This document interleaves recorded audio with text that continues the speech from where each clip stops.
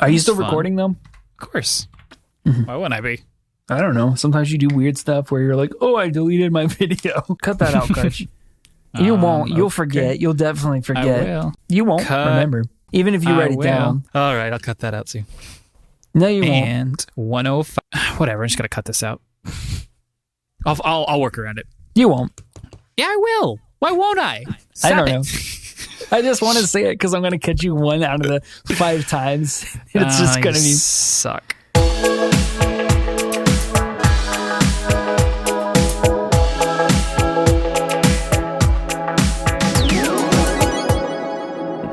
Wake up, everybody. Today is Sunday, November 1st, and we are Never Free to Play, a podcast where we talk about all the video games we wish we were playing.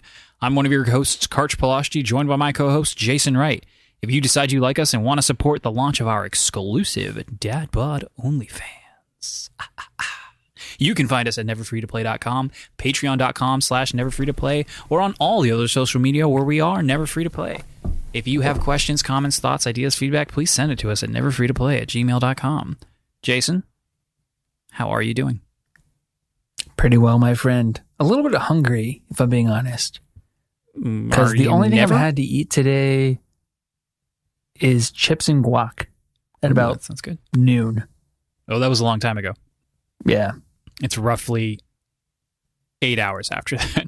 Right. And I think I had a cheese stick at one point. Like a mozzarella cheese stick? Yeah, it's a mozzarella cheese stick. Yeah. And so this, what I'm getting at is this podcast better be a good episode because I stopped baking my potato for you. No, you stopped it for yourself, knowing that I guess you started baking I it too late. Honestly, I stopped it for Greg because he's the one that's would have had to edit out the noise of the toaster oven. Because this Airbnb, for everybody who doesn't know, does not have a real oven. It has a toaster oven that has like a baking mode. It's pretty cool because we have this one thing of those. can get up to like 500 degrees. Yeah. It's just a countertop and I was making a oven. potato, but it's kind of loud. Just eat it raw. That's really the only thing I have to say. How was your Halloween? It was good. We hid candy in the yard for Juliet, and then she and I, Rachel did, and then she and I went out with lanterns to try to find it, which was definitely a lot more fun in theory. The lantern kept blinding me every time I tried to find candy, and she beat me real bad. She also cheated, though. She started early. She had like 3 bags before I even knew we were playing. Oh, man. And then we had some family friends, just family, come over and sit in the yard while the candy was like, 30 feet away from us for kids to come get it if they wanted. That's pretty cool. That sounds like a good way to do it. It was, better than nothing. You know what I noticed last year? So we've lived in our neighborhood for 2 years or 3 years, whatever.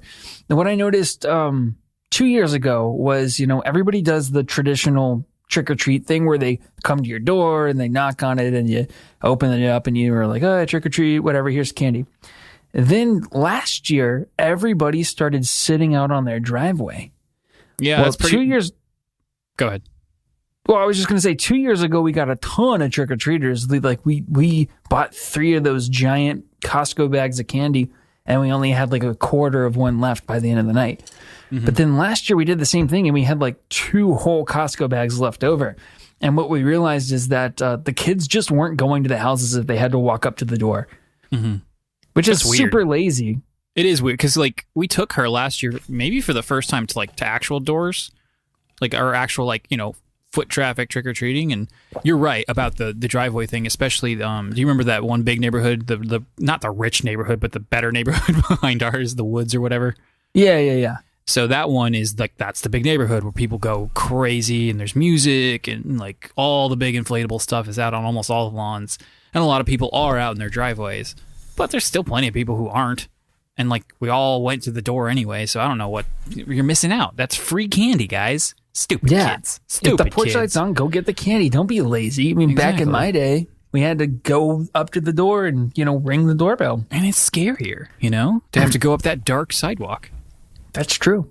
So much scarier. But yeah, it was fun. We had a good time. It was so hot because Florida sucks. But other than that, pretty uneventful week. Awesome. Well, let's get into some housekeeping. Like, sub, follow, I've been saying to click the link at the top of the description, but then I realized the subscribe button's right there at the bottom of the video. It's probably even easier. So just click it, dude. Or lady, just click the button. I always wondered why you like click that link. I'm like, but the button's there. It's already the there. button's easier. I'm gonna stop putting that link. Nobody's using it anyway. Sounds good. I'll put a different link when I edit the video and post it, and we'll see where it goes. Put the link to our OnlyFans. Yep, if it's up by then. Shout out to one Kyle. I'll not say your last name just in case anyone watches this, and that way they won't dox you. But shout out to Kyle. You know who you are. You wrote in, and we'll talk about it later. But thanks for writing in. Maybe that'll keep him hooked, and he'll listen to the whole episode. It sounds like he listens to the whole episode every week anyway. So it does, yeah. No corrections, so we can get right into the news. So let's get into the news. So first up, kind of out of nowhere, I think it was Thursday or Friday, Nintendo had their last direct mini partner showcase of the year. Oh no, what'll we do without more of these? But it actually wasn't so bad, so we'll dive right in. Right off the bat, they had some news about Bravely Default 2. They definitely pushed that release date back. It was supposed to come out this year at some point. They weren't exactly specific, but then they're like, no, it's going to come out February 26, 2021. Whatever. I wasn't breaking the door down to get to that one. I got a quick look at some jobs and characters, another video with feedback from the demo. So they did the demo back in, I don't think it was late February or March or something, right around the time, the world started falling apart. We talked about it on this podcast, so it couldn't, it was probably early spring or whatever. Yeah. And it was cool to see that they implemented some of the feedback that people had specifically about difficulty, and then a lot of just goofy quality of life things. Stuff was really hard to read in menus, and there was just some really obtuse ways of navigating those menus. So they quickened those up a lot, which is great because most of this game is going to be playing it, obviously. And so they've got casual, easy, normal, hard, all those kinds of things that you can do. And then, of course, in menus, in JRPGs, you're in menus all the time. So it's going to be nice that those are better. The game looks rough. They had a slightly more extensive stories trailer, and visually, it's just this doesn't look polished. Coming from a 3DS game to a Switch game, it really just doesn't look like they're utilizing almost anything about the Switch's improved hardware at all. I wonder if they started development on the Switch and then transitioned it over. You mean started it on 3DS? Yeah, started it on 3DS and transitioned it over. Possibly, I don't know. It's that was everybody's theory with Pokemon as far as why it looks like it's just an up-jumped 3DS game, which very well could be true because they did turn Sword and Shield around pretty quick as far as how old the Switch was. But yeah, I really love the first Bravely Default. I love everything about that game. It's a really great game. Mostly the combat, but the story's not bad either. And it also came out at a time where JRPGs were kind of it was a bad word and people had kind of moved away from it. And here came this just unabashedly classic style, job-based, turn-based RPG with a goofy, but not, it was still kind of really heartwarming story. It wasn't super anime or anything. It was really kind of on the cuter side, but it had some moments. And I'm not getting that at all from this one, which is mildly disappointing because the game still at its core is just like the other one, and I'm there for the gameplay. So we'll see. I have a lot of time now to think it over though. So yeah, I remember when you played this demo, you mentioned how difficult the final boss was. It was not. Yeah, I mean the whole thing was a pain. Just fighting anything was a huge pain, mostly because you couldn't avoid, even though enemies are on the screen, and you have to run into them or they run into you to initiate battle, they were unavoidable. Unless you were in this huge open area, which you rarely were because you would go into this dungeon, which had narrow hallways and stuff, it was just unavoidable to fight these really difficult enemies. Of course, it didn't matter because you weren't getting experience at that point, and then the boss was just destroying you anyway. They did change that, so enemies will move slower. I'm still just really annoyed that they didn't do the same thing they did with the first two games, in that you could just control the encounter rate yourself. Why would they take that away? It was awesome. If I want to fight a bunch of enemies, I can. If I don't have to, and then that's my own problem. Yeah, that is kind of nice. And I remember you and I talked about how they handled that in Octopath Traveler, kind of building it into the game as a skill or whatever. Which, yeah, any way you want to do it, it would be nice to have. in a game like that. Yeah, and I did. I had that skill on the whole game practically, and I didn't suffer from it for the most part. At least I don't think I did. I've forgotten a lot about that game. What else did they show at the partner showcase? New Story of Seasons game. That's the Harvest Moon successor. It's called Pioneers of Olive Town. So instead of inheriting a farm like you usually do, you're just inheriting this giant plot of land, and it's just a piece of forest, basically. It's like a mountainside forest. And so it's very, very much like, in the vein of all these, now 10-year-old popular games like Minecraft, etc., where you're just going to completely take over a wilderness. There is a city, like, town thing where the people live and the shops are, like, off to the side, I guess. It wasn't clear, but the place where you farm isn't just a plot of farmland with a building already. It's just, there's nothing there. So you're chopping down trees and doing everything from scratch. It sounds like you're finding the animals in the forest when you meet certain criteria, and then you can start raising them. Not a lot there. Also looks really rough. Again, another company that had previously just been making games on the 3DS, and now they're bringing it over to the Switch, and it just looks hideous, even by my standards.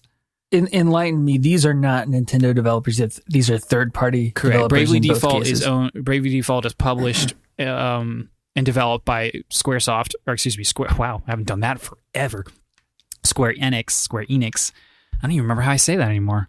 My life's coming apart. You can't say anything. You say Ubisoft and whatever. You don't know how to pronounce things. Keep going. Anyway, Bravely Default is Square Enix. Story Seasons is Marvelous and Xseed. But yeah, neither of those are Nintendo published. Although Bravely Default is exclusive to the Switch. So there's that. Next up, they had Immortals Phoenix Rising, that Ubisoft game. I had no idea this was coming to the Switch. Did you know that? No. Okay. This is that Greek Breath of the Wild. I don't know that I saw this particular announcement. Announcement that the game exists, or just for the Switch? No, that it's coming to the Switch. Yeah, I could have sworn it was like a PS4, Xbox thing only. But yeah, I guess it's coming to the Switch. Everyone's calling it, Greek Breath of the Wild, but only kind of. Like, I don't know. I haven't seen a lot of it because I'm not interested in playing it at all. I just don't have a desire to go through a game that large, that big, that looks as bland as it does. Like, the Greek aspect seems really, like, kind of phoned in. Like, okay, yeah, it's there, but only as, like, a template to, like, style and model things after. Otherwise, it just looks really uneventful. Combat looks better than Breath of the Wild, but, well, Breath of the Wild doesn't have the greatest combat in the world. It's still serviceable, and then some, at least in my opinion. Yeah, I didn't get bored of it after 80 hours. Have you seen anything about this game? I remember this was the one that was called Gods and Monsters. Yes, that is correct. So I think I remember when they first announced this as that title, but I haven't really checked in on it since then. Yeah. Because this is one of the ones that got delayed with that. I think it's one of the ones that got delayed in that like whole sloth of games. Yeah, it did. So that comes out December 3rd on Switch and presumably everywhere else. And then, okay, that is pretty cool. Yeah, 1 month away. Yeah. So if you are looking for that kind of game, then all the more power to you. But I'll go check it out. I mean, I'll go watch the gameplay trailers and whatnot and see. But I don't see myself dropping $60 on it. No. Next we had Hitman 3. That's right, Hitman 3 on the Switch, but not some downgraded ugly version. The literal, full, regular version of Hitman 3. Because it's the cloud version. That is cool. This is the part of the thing where I got excited. Because I didn't sit and watch, but I saw the stories pop out that I thought were cool. And this is one of them where I was like, yes, we're finally getting some of this cloud treatment that I think Japan had already gotten a taste of with Resident Evil 7. And they have been, Assassin's Creed Odyssey, I think, was the other one that they have tested. Correct. And now the West is getting some of this cloud play as well, which was really cool and what I always thought they would do. Mm-hmm. Yeah, they announced this first, and the cloud version came at the end of the announcement because I was like, oh, it's looking pretty good. And then it turns out, oh, that's because it's streaming. And then right after that, they announced Control Ultimate Edition cloud version also available, and it was available right then and there to try out as a demo if you wanted to, or you could purchase it as well. I did try out that demo. You can see some very brief footage on our Twitter if you go there. It's only probably like 3 tweets down from the most recent one. And it played really well. I had no problems with it in the 10 or so minutes I had to play it. I picked performance mode because it does tell you which one you want. You want performance or visual? I don't remember. But basically, did you want 60 frames or did you want, better graphics? Just basically like when you have a PS4 Pro or Xbox One X. And but it worked great. There was a couple moments where, and I guess this still could have been my Joy-Cons. I honestly don't know. But at one point, like I was aiming, to shoot my gun, and it just kept going in a given direction for far too long. And in combat, a split second is far too long. Sure. But aside from that, I actually had that same issue with Dixper over the past week, so it very well could have been the cloud. But I felt like the cloud. It could have been my controller because Joy-Con drift and all that. But I'm pretty sure it was the streaming. I liked it though. I like Control. I'd already played and beat Control, so I wasn't gonna I'm not buying that game now. But it's interesting. Well, I'm excited. I'm not seeing a lot of people talk about this stuff. I don't know if it's because all they had to show was Control with no other plans. It's like, what does the future look like? Obviously, with Xbox and even PS Now, there's a very like clear and large library, and like here's the plan. This is PlayStation operated. This is Xbox operated. With this, it's like who's really running this? Who's hosting that server aside from Reggie? Like obviously they're using Reggie's server, right? But, the one in his basement, right? But like who's kind of organizing it all? They're just paying for his space, but like I want to know more.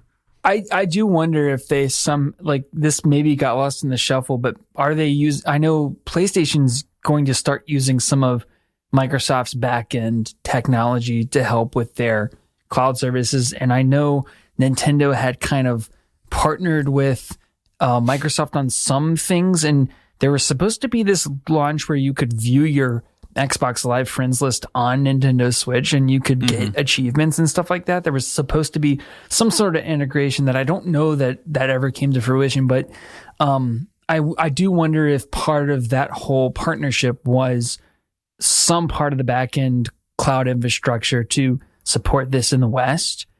And I do wonder what are the implications, or what do you think the implications are for next gen? Because one of the knocks on the Switch was, well, how can this lightweight hardware continue to compete when everybody else goes to next gen and you're still stuck with essentially like a Samsung Galaxy S7 processor? It runs on Snapdragon. Right. Yeah. So like, do you think this could be the thing that, because to me, like, if I can play good enough third-party games on the Switch and then get all the Nintendo goodness, like I'm pretty happy with that. Agreed. Me too. There's a lot of first-party titles that I'll either be tempted to get a PlayStation 4 or will still get a PlayStation 4, but it becomes a much harder decision after that.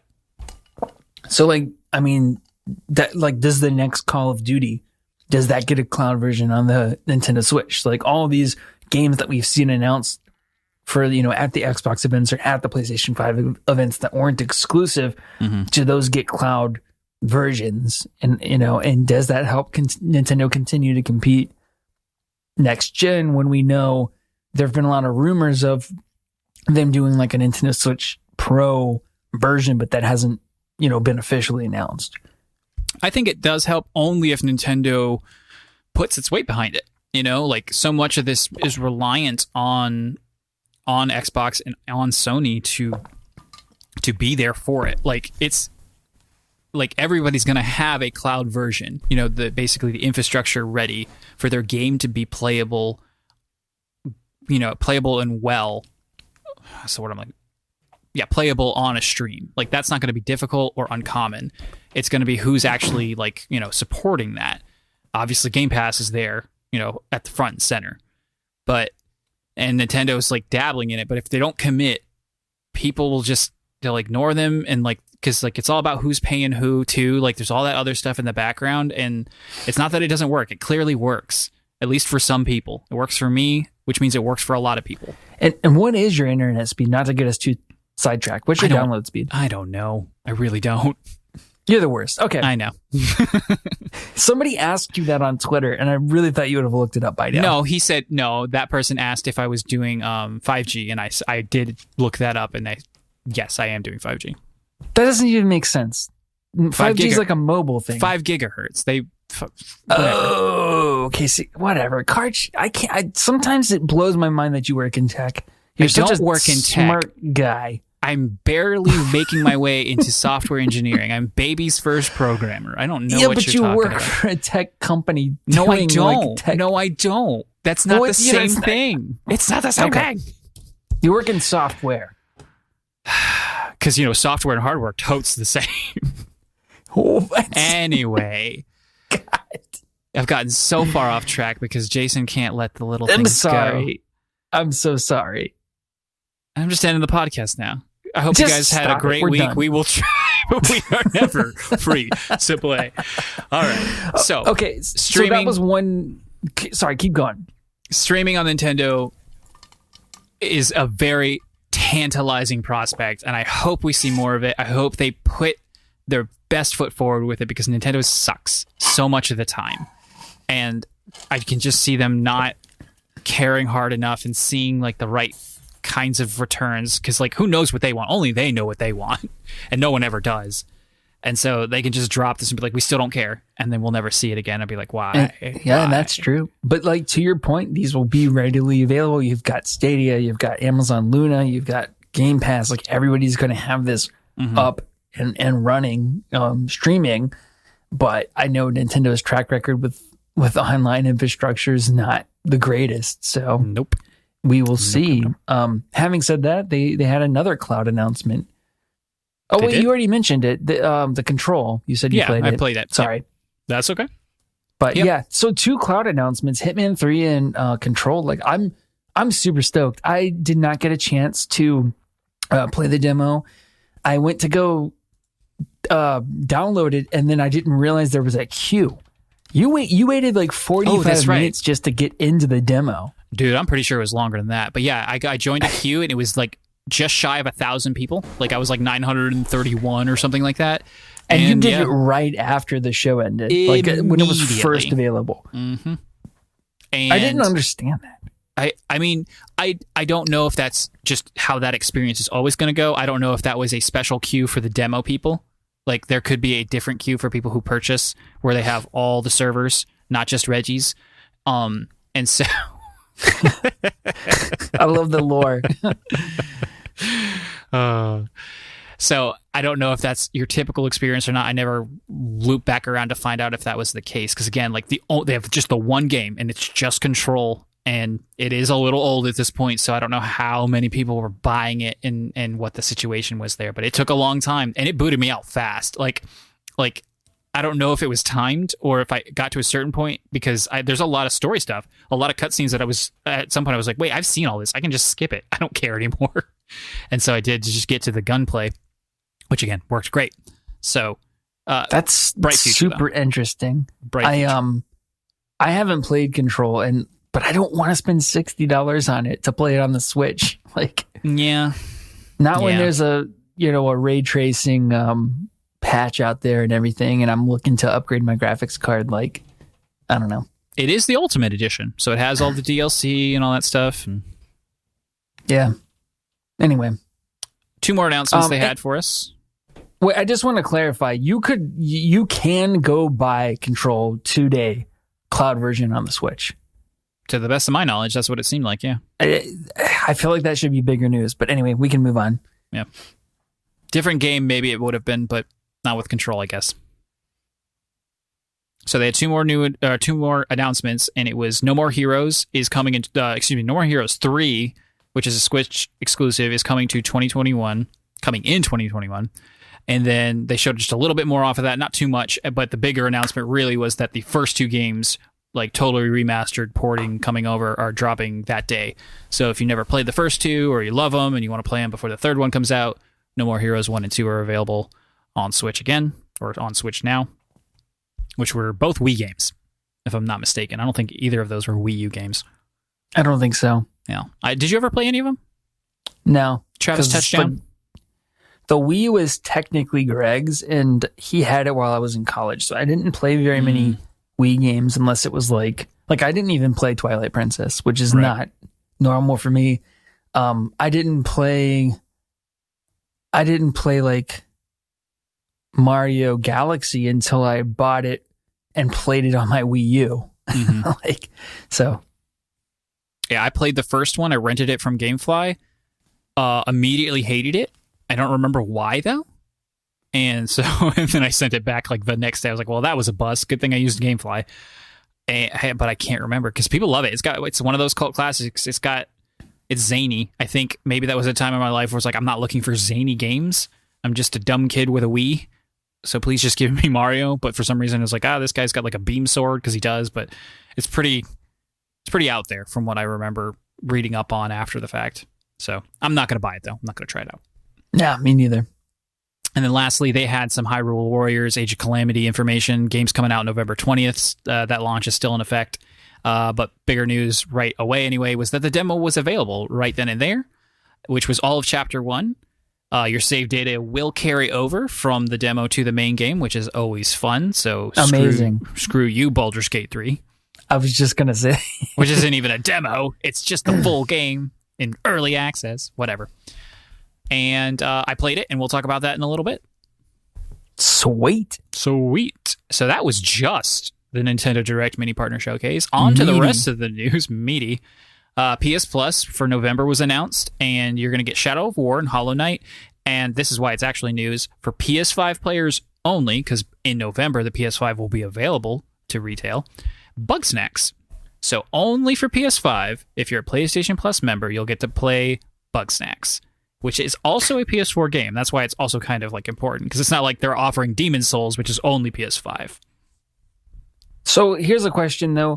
Let's say I'm a PS Plus member. Could I go, quote unquote, buy the PS5 version and just have it waiting for me when I purchase a PS5? I can't, unless they've changed their policy on these kinds of things. I have to imagine that they would let you do that, because you could do that with a Vita, even if you didn't own a Vita. Right. So that's what I would recommend to anybody listening that wants to, even if you don't think you're going to buy a PS5, go ahead and get it, because Bugsnax looks cool. And you should totally do it. And especially if you like zany games like Octodad, this is the same developer. You might as well. It's free, right? Well, I mean, not that free at that point. Yeah, it's not free, but they're making you pay them to play online, right? And this is a bonus, right? Well, my point is that from the advice you gave is somebody who doesn't even have a PS5, so they're going out of their way. Oh well, they might still have a PS4, I guess. Either way, it's only $15. That's what I'm saying. It's $15 if you buy the month, or maybe 10. What is it? 7? I don't even know anymore because I only ever buy it as a year. It's a good deal for one game that would cost you $60. You might as well snatch it up for just that month, and then next month, if there's another good game, you can re-up and get it for that month, assuming that they let you do this. I don't know. Don't hold us to it. Yeah, I'm not a PS Plus member, so I can't check for you. Nope, me neither. I haven't been for a while, and I'm not going to do the very thing that we just advised people to. So, but that was only for people who are already PS Plus members. Yeah, but you could do it even if you aren't, and you plan on getting a PlayStation 5 someday. True. Anyway, Cyberpunk is delayed again. New launch date December 21st. So essentially just 3 weeks. So crunch that, CD Projekt Red. It's fine. It's fine. I thought it was December 10th. Is it the 21st? Oh, I guess I could have written that down wrong. Let me look that up real quick. Cyberpunk 2077. Release date. December 10th. You're right. Well, so not even as much time as you thought.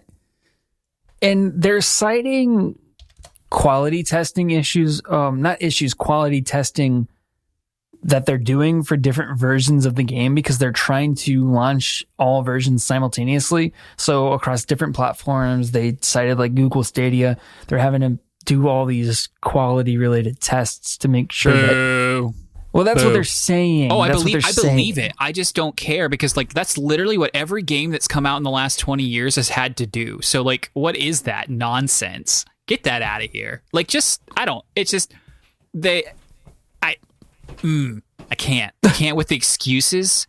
I can't with like the 7 delays. Like it's bad PR. It's bad communication on top of like all the crunch stuff, which is what they do it. Like, I don't care what they say, they do it. Like, all the evidence shows that they do and they don't care, and they need to own it. They need to stop pretending like they don't care, and they just say that they do it. And, like, it goes back to what I said, 2 weeks ago when the whole, like, 6 weeks crunch thing came up the first time, or the most recent time, I should say. And I was right. It's like, how bad a shape is this game in that this close to launch, they had to, like, publicly announce that they would be doing this? And turns out it was real bad. It's so far away from being ready, at least on all platforms, according to what they're saying, that they had to push it back even at this last stage because it went gold. This doesn't happen very often. And when it goes gold, does that mean they've started printing onto Blu-rays? Like, yeah, this, and again, it's not exactly the discs, the physical media that exists, that will exist or exists now, has version 1.0 on it. The day one patch that was always going to exist and always exists for games, so that's not a big deal. Will just be even bigger, and even more important. Like, I wonder, like, is it possible even to, let's say you put the disc in your PlayStation 4 and you just shut your internet off, could you see what the version 1.0 looked like? Or are they somehow able to lock you out of doing that? I think the policy these days for most people, unless somehow they do get it like mostly right by the time the disc is printed. But even sometimes it's not even a matter of like, oh, we have bug fixes that you'll want. It's like, here's the half of the game that you can't fit on the disc. Here's like, because you can only put 50 gigs on a Blu-ray disc, right? It's something like that. Yeah, and games these days are anywhere between 1 gig and 99. Like, it literally varies that wildly. And I know this is going to be closer to the 99 range. It'll definitely be over 100 gigs by the time its life is over. But so to answer your question, no, I very much doubt you could see what 1.0 looks like. Well, dang. Yeah, it does look like 50 gigs on a dual layer Blu-ray. No, so I guess the only comments I have to say here, and I mean, it's just kind of one of those things where you can't please the crowd, and these are not the same people doing, criticizing for these reasons, but it is funny to see the internet on the one hand outrage for the crunch, and then on the other hand outrage for the delay. Yeah, there is crossover for some. It's not, in this particular case, I doubt it's much. Like, it is just two different groups of people who can't be pleased. Gamers are the worst. They're like the worst people on the planet, probably. We are the worst. We are. Too bad. Not we. Gamers. No, we're not gamers. We're not gamers. Gamers with a capital G. Right. It's just a bunch of middle school kids on Twitter. I'm not giving my daughter a phone until she's like 16. So that's a really good idea. Because you think about it, who are truly the worst people on the planet? They're all middle school kids. Oh, absolutely. Without a doubt. Yeah. So that's probably what Twitter's comprised of. I believe it. I agree. Speaking of delays, Far Cry 6 was also delayed, with this little bitty news PR statement benefiting from this strong momentum, and despite having moved Far Cry 6 and Rainbow Six Quarantine to 21-22 to leverage their full potential in the context of production challenges caused by COVID-19. Our new non-IFRS, what is this garbage you found? Okay, Far Cry 6 was delayed. I wanted to read it. It's so stupid. I couldn't even get through that. Okay, being able to maximize the long-term, but this must have been like a shareholder thing. Exactly. It had to have been, right? Yeah. So it says, and it basically what this says is, it's basically a bunch of, in my opinion, financial like jargon to say that we made more money than we thought we would, and we don't need this game where we had planned it, so we're bumping it out of Q1. Makes sense. Which I'm like, this is why you don't let accountants run your business. Which it sounds crazy to say, but like, that's so annoying that that's the decision that, like, it's a purely financial, like, the game is ready to go, probably, like, they had the set release date. They're not really citing any sort of They did say the production challenges with the COVID-19, but they had already delayed ones for that. And then they go back behind and say they have these, the IFRS, it's an international financial reporting, basically. And so they're saying based on the income targets that they've set for themselves, they're going to move it back out of Q1. Okay, so tell me, what does it say anywhere in this gobbledygook what the new date window is? No, it says, when I looked at this article, I think it said sometime after April and before 2022 is basically what we can glean from what they've said. Okay. I just found it interesting because you don't often get this level of insight. So while I in some ways appreciate the transparency, it's funny because you look at the CD Projekt Red delays and you can tell they're not being genuine. Like there's something they're not telling us. And they don't want to make a bigger deal out of it than they have to. And then on the other hand, this is totally unabashed, just like no shame. It's an accounting thing. Like we know you guys are going to buy it. And so we're going to put it where we need the money and in what quarter we think we're going to need the money. Interesting. So, that's why I put this here, because I just thought it was funny to see that like dichotomy, like the contrast between these two companies and how they're handling these similar situations. I like it. It was good. It's weird to me because I've never seen a company delay a game for this reason, at least publicly, but it's probably happened. But, yeah, I mean, it's still pretty recent for people to delve so deeply into these kinds of communications. Like, obviously, this information's always been public. You know, they talking to shareholders. How are you going to talk to shareholders except publicly? And so people will always know some of this info, but it's just not their forte, so they won't comb it really hard. But this is the official statement that they tweeted. Oh, that's even weirder. Now they're like bridging the gap. Yeah, okay. Yeah, so that's what I'm saying. It's very strange that this was their public statement and reasoning. This was not like a shareholders call. This was like on their Twitter. All right. Just because I couldn't remember, because I didn't even know if this was actually like being pushed back, because I didn't remember them setting a release date. They did. They actually said this was going to come out February 18th, 2021, specifically Far Cry 6. Right. Whatever. It's coming. They also cited confidence in their holiday season release schedule. So, I don't know, just really funny how they're like, basically like, yeah, we feel pretty good about our holiday schedule. Like, we don't really need this game in Q1. We're just going to bump it out. Yeah. That's how I read this. And maybe I'm totally off base here, but that's how I read this. Well, I mean, they shouldn't be super confident because people aren't loving Watchdog Legions as much as they probably wanted to. And although Assassin's Creed will probably do fine. Exactly. And by fine, I mean gangbusters. Yeah. Which, right. I mean, to be honest, that was a cool trailer for the new Assassin's Creed. Oh, it definitely was. Yeah. I loved it. And Very if I Vikings. Was in for like a 90-hour experience, I'd totally do it. Gosh. I actually thought about playing Assassin's Creed Odyssey again the other day, and I was like, don't do that. That's stupid. Yep. Ugh, too long. There's something lacking in the combat for me. I just couldn't There's something lacking in it. Every aspect of the game. But you're right. The combat is just, I don't like it. It's not fun. I don't know why. It's just not. Feels clunky. Anyway, we won. Next up, PlayStation 5 impression embargoes are starting to lift. They've pretty much completely lifted at this point. People have showed themselves unboxing and playing a little bit of the Astrobot pack-in, specifically talking about that new controller with all that cool haptic feedback and the resistance in the shoulder buttons.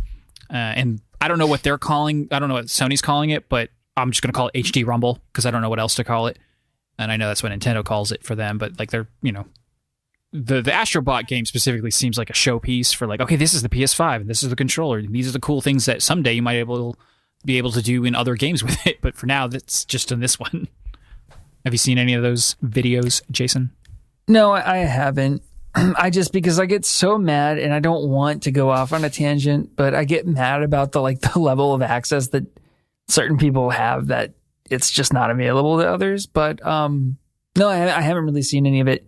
So I've read what the controller can do. At this point, it's one of those things where you're going to have to prove it to me that developers are going to get on board with these features. Because with the way that people develop, I would imagine with Xbox not having a similar feature set, it's something special you're going to have to do for the PlayStation 5 version. So right there, that tells me probably not a lot of third parties are going to go out of their way to make their games have features that take advantage of this. And then you're just down to the first party studios. And then we've seen with the PS4 controller, the gimmicks that they have on there just weren't utilized at all, even by the first party studios. So I'm skeptical. But that's just me. Tell me about it. Like, was it so cool that you think it's something that would draw someone to buy the PS5 version of a game if it had this feature set? I mean, do they have both? What do they buy in the PS5 version? Like, if they have both, if you have access to Xbox, what in the world do you buy in the PS5 version for? Because now we're not just talking Xbox versus PS5. We're talking comes quote unquote free with Game Pass versus now I have to spend $60 additional versus on top of my monthly subscription, you know? Like, that's what you have to overcome. And no, there's nothing about any controller that's cool enough for that, in my opinion. Well, but they're not going to have like third party games that are on Game Pass that aren't that you have to pay $60 for on PlayStation, are they? I guess. Why in the world wouldn't they? Repeat Yakuza Like a Dragon is technically exclusive for now on Xbox, and so it could leave Game Pass when it comes to PS4 and PS5. No, it's on PS4 now. Yes, okay, there you go. You can buy Yakuza Like a Dragon. That's Yakuza 7. You can buy it on PS4 when it launches. It'll be next-gen exclusive, though, with all the upgrades and bells and whistles on Xbox systems and families. And so you will have an ability to pay for it in full retail price there, or get it on Game Pass. So I guess that's a good example. And I guess the other would be, their studios like Obsidian may continue to publish games on other platforms, but they could also be included in Game Pass. Mm-hmm. So, and who knows what they'll do with Bethesda. Right, that too. So it's a wild world. It's a new, this gen's going to be fun. I mean, this gen was cool too, but it was also kind of like classic, I guess. Like there wasn't like a lot of shakeup, and with Sony dominating so much and Nintendo just being its own thing. The Switch was great, but it was also just like so far afield as far as what everyone else was doing. But yes, it's just so that Kyle doesn't yell at us again. The Xbox people were also getting their Xboxes opened and checking some stuff out, but like who cares? Who cares about that fridge? That was a funny thing. Like I saw more stuff about the Xbox fridge. Did you see this? Yes. Exactly.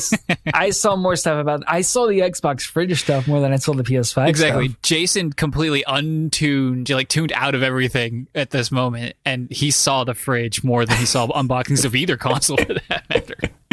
Well, hold on. I want to circle back to something you said, because even if you're going to buy a $60 game either on the Xbox or on the PlayStation 5. The other thing to consider is, will it be incorporated into your cloud library? In other words, like if I buy this $60 game on Xbox, can I then stream it to my laptop, stream it to my phone, stream it?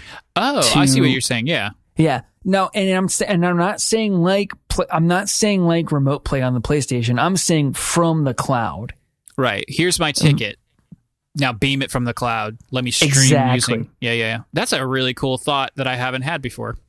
Now, I don't know if they'll allow that with third-party games. I would imagine that's something that's a discussion that's going to have to take place between the publisher and Microsoft, but I can't imagine why you wouldn't want that. Dude, they've made corporations get in their own way so much of the time with all the needling legal licensing nonsense. They make this quagmire of like complications, and it's just, I can't either. You raise a good point, but they'll find a way as to why that's not going to happen. So, yeah. Oh, well.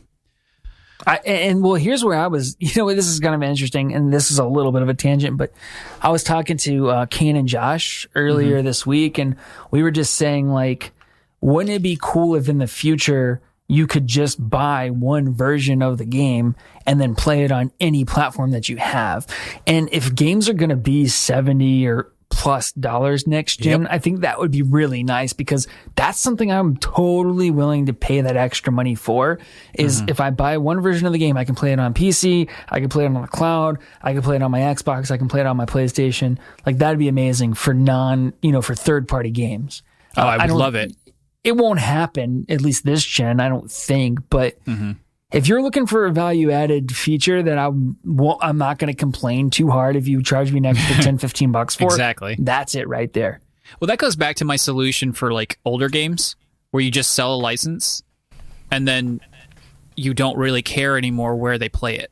As long as you create a system, and I don't really understand how this works, so I'm just but you create a blockchain-esque system, proof of ownership on a digital space, and everybody gets on board, and now it doesn't matter that this game came out 70 years ago and the publisher doesn't exist. All those weird hurdles that you have to overcome. But yeah, but put it in the modern age too. Like exactly, apply it to modern gaming as well. Let you buy the game as it is and then play it anywhere. But that's just, they're never going to get on board with it. If you want to corporify it and make it dumb, like this is a cool idea, but we have to make it dumb so that we can please the shareholders, whatever. That's like always the excuse. Make it something like where they do the, like the Google family. You can, once you remove yourself from a Google family, you can't re-add yourself for 90 days. Do the same thing with this. Like, okay, I buy the license. I'm going to activate it on my PlayStation 5. Now I'm locked in. If I deactivate it from then, I cannot reactivate it for 90 days or whatever. Like, see, because doesn't that sound dumb and pointless? But that's like the exact thing that they'd want. It keeps you from doing it. It's a disincentivize to keep you from doing that. Keep you where they want you. Thumb on the pulse. Deterrent. Thank you. Yeah, that's a good one. That's the one I wanted. Before I continue, I forgot. I wanted to shout out Josh. He hasn't written in a while, but he's still listening. Thank you, Josh, for listening. We're listening. Oh yeah, Josh Bagwell. Yeah, that guy. That guy, one of my very good friends. I should have done this on the shout outs, but his wife is potentially having a baby like right now. Ooh, I hope the first things they hear are our voices. Yeah, I hope he's playing this on speakerphone like during labor. And Anne is just like, Josh, I'm going to kill you and your friends. Shut up. No, baby. Watch. It's funny because Jason's going to say this and then Karch and he just starts cracking up. Like everyone's just giving him the stinkest of eyes, and he's just cracking up. And then the divorce proceedings. I hope he listens to that part. That'd be great. Yep. Don't cut that part out, Karch. No, I won't. We'll represent him in the divorce proceedings too. Ooh, Your Honor, nice. He couldn't help himself. I mean, come on. We're really sorry, but we're so funny. Stick it up your beehole, Judge. Okay, moving on. Last bit. PlayStation 2 turned 20 this week. Happy birthday, PlayStation 2. Can almost drink. Best-selling console of all time. Right? No. I think so. I count handhelds. I know a lot of people don't. I do. I think it's stupid that they Well, then what beats it then? It's the DS, isn't it? Now you're going to make me do this. Best-selling console of all time. But it's going to be hard to do because...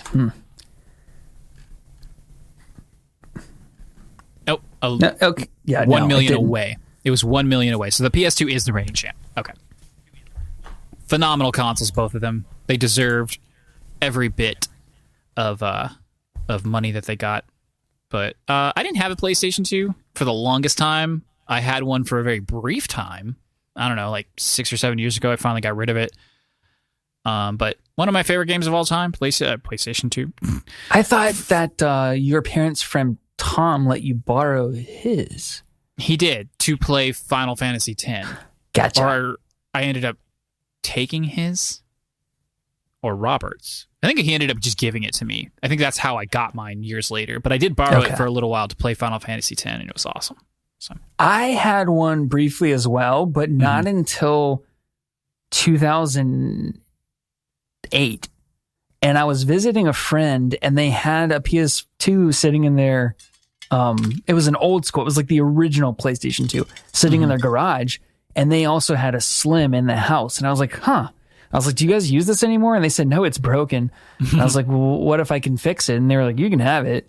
So nice. I took it and I unscrewed it. It had a bunch of dog fur stuck in the fan. And I pulled all that dog fur out and booted it up and boom, it ran. So I bought Guitar Hero 3. That was like the only game I had for the PS2. What a seminal title to right for your PlayStation 2. You know, the funny part is I don't even think I had a real PlayStation 2 controller. I literally only had the Guitar Hero controller. That's funny. I didn't even think you could. Yeah, no, I remember you could do a lot of things with a Guitar Hero controller back then. So, well, that does it for the news. All right, we here at Never Free to Play are never free to play. And so we're going to talk about what we wish we were playing. And Jason, I'll start out with you. Okay, so I kind of have to dovetail into what I've been playing so that you can understand what I wish I was playing. You can't just be simple, can you? It's always got to be, oh, let me dovetail this. Let me go ahead and break the rules and talk about something else entirely. Fine. You know what I wish I was playing? I want an RPG. I've been playing a lot of Hades, and I want an RPG that's like a little more open, a little bit more exploration, a little bit more dialogue, story, just a little bit of a change of pace. Now I know I shouldn't do that because Cyberpunk is right around the corner. We're rounding the corner. It's right around the corner. Anytime, any day. Any day now. So barring, so I'm a little torn. I'm like, I don't really want to start an RPG, which is why I was looking for a good one on Game Pass, but I didn't find one. Mm-hmm. Because apparently the EA access does not merge with Game Pass until December. Yeah. So like I was actually gonna potentially stream Mass Effect on Game Pass, thinking that EA access had already combined, but it isn't, so I can't. I do have a Skyrim, so on the Switch, but I've just the combat controls in Skyrim with the controller are just difficult. They're clunky. It's deterring me a little bit, but I love the game so much. But I'm trying for a melee character, and it's hard to aim my hits. Yep. I hate it. So with that being said, I'm thinking about maybe doing Foregone. I want to watch a little bit of gameplay, but that's the roguelike that's a little bit like Dead Cells. I mean, they even say that in their trailer, or they did at the Summer Games Fest. They're like, this is inspired by Dead Cells, and it looks pretty neat. I think it's $40 on the eShop, so I'm gonna look at some gameplay trailers and see. Yeah, it was pricey for a game that I've wouldn't have never heard of if not for you. Right. That's high for an indie game. Because Hades is $25. I know, right? And I would buy Hades again. Yeah. Maybe that's what they're thinking. Buy Hades twice? This guy would have spent $50 on Hades, so can we get him to spend $40 on our game? Mm-hmm. I'm going to double check myself real quick. But I'm pretty sure... Wreck yourself. I'm going to check myself before I wreck myself.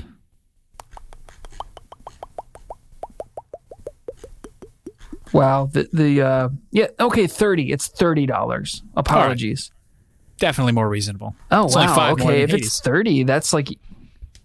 Okay, that's making me think very good possibility of doing Foregone like tonight. Cool. Which means I'll be playing Foregone tomorrow. Maybe. I'm not committing, okay? I'm not committing. Come on, what about Jason, you, Karch? What do you wish you were playing? I wish I was playing some kind of tactics game, but not like any tactics game. A game like Final Fantasy Tactics. It's kind of like been on my mind lately. I almost started playing Final Fantasy Tactics Advance 2 on my DS because I bought it sometime last year because, again, I was in the mood. And I never got very far. And then I ended up playing the original Tactics on my Vita and ended up beating it earlier this year, and I talked about it at length then. I think I did. No, I don't think we started the podcast yet, so maybe I never talked about it. Anyway, there's also Fell Seal Arbiter's Mark, which we bought and played for like a hot minute and put it down real quick because, again, we just weren't in the mood for it. And then there's that Tactics Ogre game, Let Us Clean Together, which I picked up a couple times, and again, I was just like, I wasn't in the mood that time, but I think I'm almost there, but I'm not going to pull the trigger yet because I don't want. So you specifically want grid-based? Yes, specifically. What is that? Oh, what's that one that's kind of like Advanced Wars? Wargroove. No, that's not the kind of game I'm talking about. No, it's not. It's not that. Oh. Hold on. It's an indie game. Into the Breach. That's not the same either. That's more like, I mean, it's tactical, obviously, and it's grid-based, but that's more like... Advanced Wars. No, it's not even like Advanced Wars. It's very small, much, much smaller scope. It's almost like chess in the way that like the strategy is employed in chess. Advanced Wars is like, it's a war. You know, you got two sides and units smashing into each other. That's a little bit... Advanced Wars is like, funnily enough, a little bit more like Fire Emblem. Except nothing at all like Fire Emblem either at the same time. So either way, that's what I'm into. That's what I wish I was playing. But as we're about to discuss, I'm a liar. I am always free to play apparently because I have so much crap to talk about. I mean, granted, we went we're 3 days past our typical recording date, so I had I had an extra weekend to be fair, you know. But man, I played a lot of stuff. Just a little bit of everything, though. Not like I didn't have like a marathon of any one thing. I don't know, man. We can't call ourselves never free to play anymore. I can, but yeah, you're never free to playing enough for the both of us. Yeah, exactly. Well, then I guess I can just start by talking about my stuff because it's there's not much to talk about. But I finally escaped Hades, so that I didn't roll credits. But I got out of there. I got out of Hades. I did the things. I don't want to spoil anything, but I got out. It took me 38 runs to do. And some of those runs were like, Luke came up to me in the middle and was like, can I play? And I was like, this is not the run. I'm not feeling it anyway. So sure, kid, knock yourself out. Some of those runs were just like, oh, I want to see if I could beat the third boss with the shield, you know? So it wasn't like me trying. On all of those, but yeah, I got out. I really enjoyed it. Obviously, it's funny because if you go on Reddit and you're like, Hades is good, and they're like, yeah, no, duh, everyone knows that, but I don't think it's as well known as they think it is. I mean, they live in their bubble. I definitely recommend it. Obviously, I think everybody who listens to this podcast is already playing it based on our recommendations. Right. Oh, so there's not more. There's not more I can say about it. It's a beautiful game, lovely, great combat. And then the other thing is, Tyler and I finally got Hitman 2, or finally got Dixper working. So we played a little Hitman 2, and we passed it back and forth. And I have apparently never played Hitman as it's intended to be played. And I learned this by playing with Tyler because he does play it the way it's intended to be played, and now I feel dumb. But you are dumb.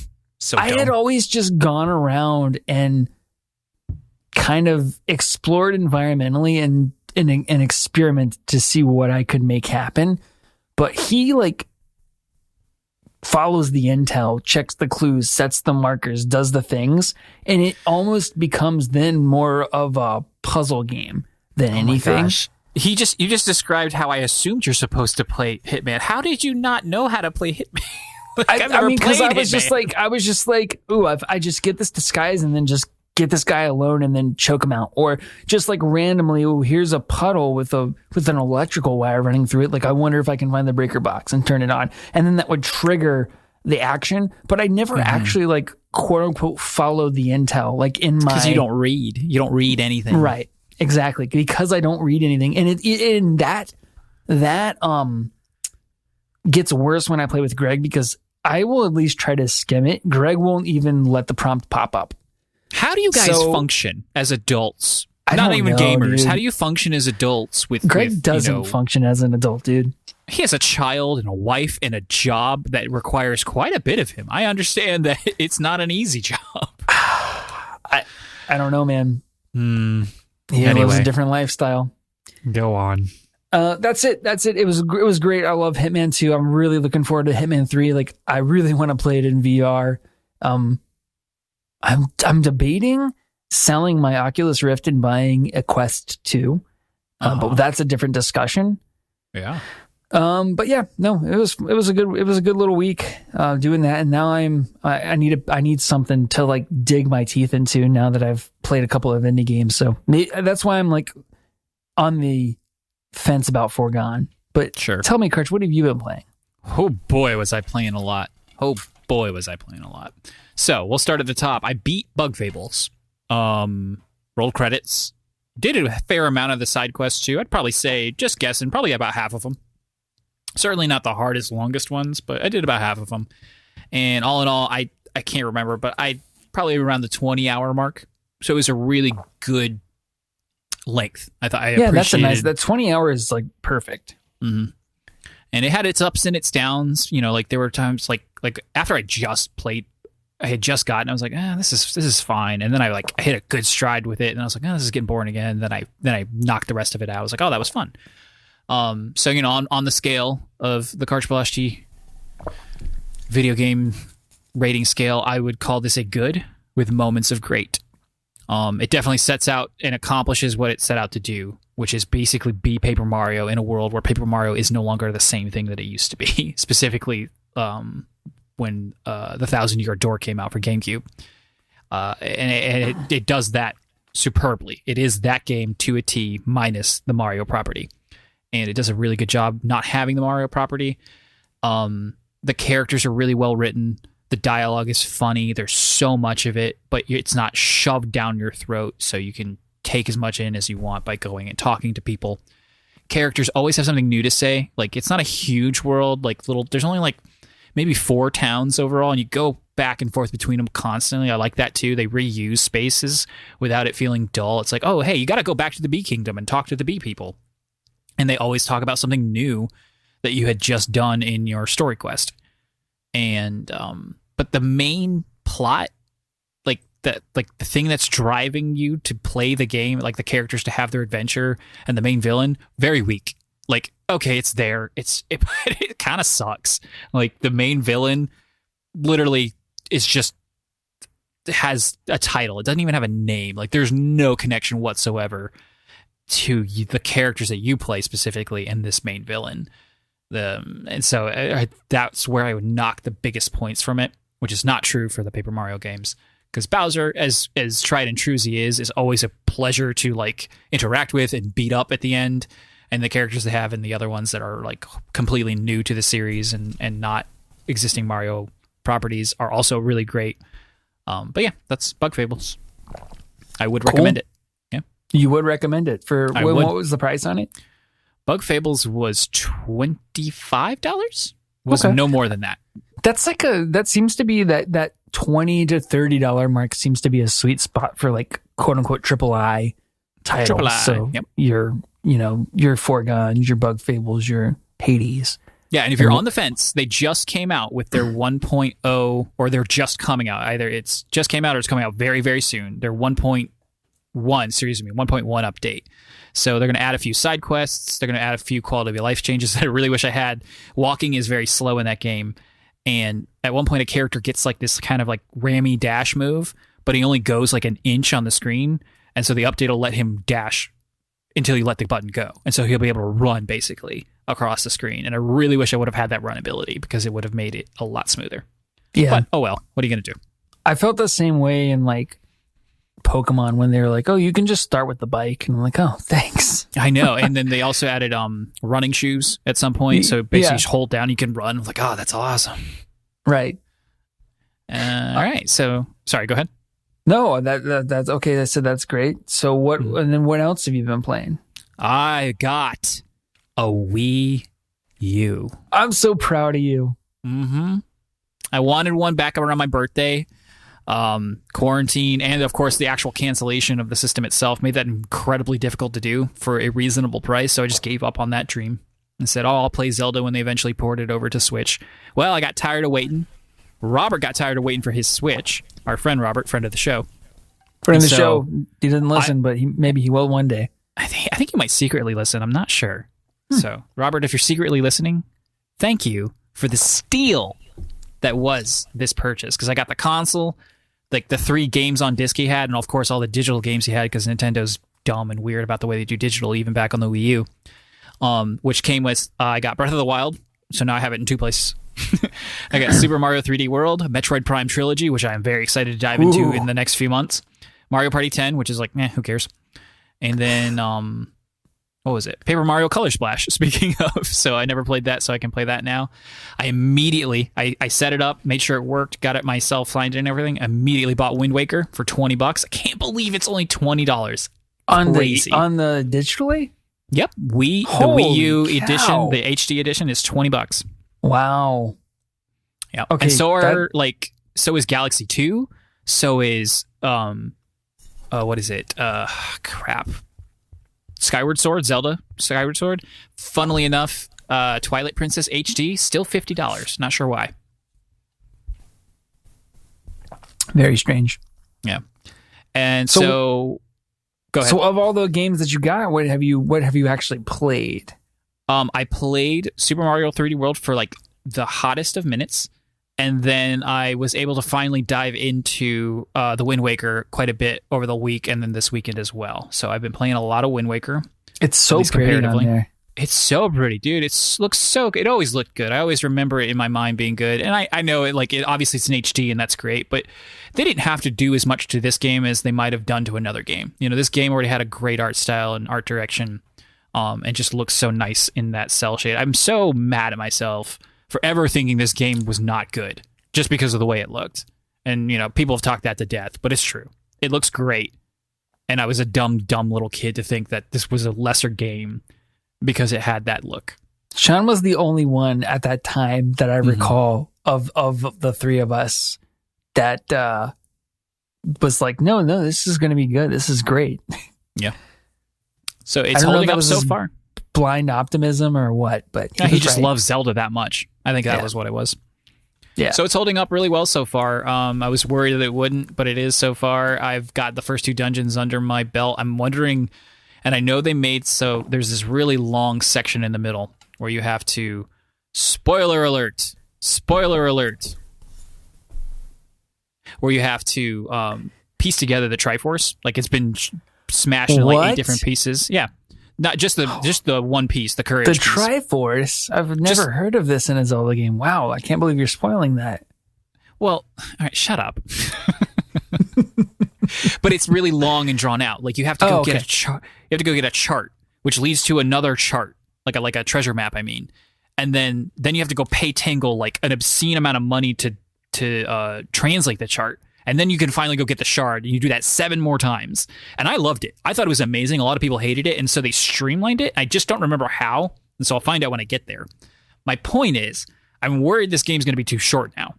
Like It's going to be like, oh, this is too short for a Zelda, because it already has fewer dungeons, like the fewest any main Zelda does.